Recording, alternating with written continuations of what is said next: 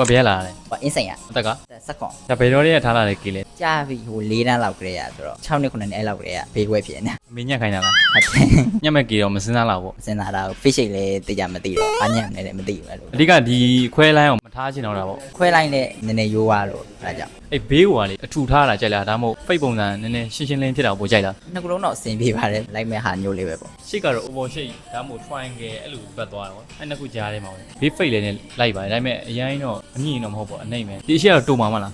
တူလဲရနော် အဲ့ဒါလို ဘလောက်လောက်ထိတူချင်လဲ အရင်မျက်စိမဟုတ်လောက်မဲ့အထိလောက်ပဲအဲ့လောက်တော့တဝက်လောက်ပေါ့ အဓိကဒီပုံစံကိုလုံးဝပြောင်းသွားချင်တာ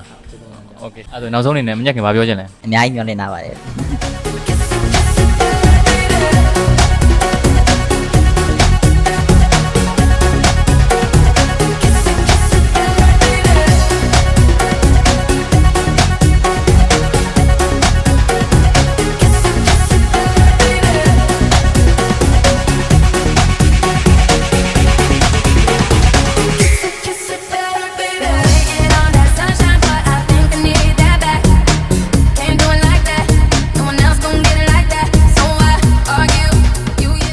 ခုနပုံစံနဲ့အခုပုံစံနဲ့နည်းနည်းခန်းစားချက်လေးပြောကြည့်ပါဦး ကျောင်းလဲသွားတယ်တားတော့တခါမှဒီလိုပုံစံမတွေ့ဘူးဒါပထမဆုံးတွေ့ဘူးကြာ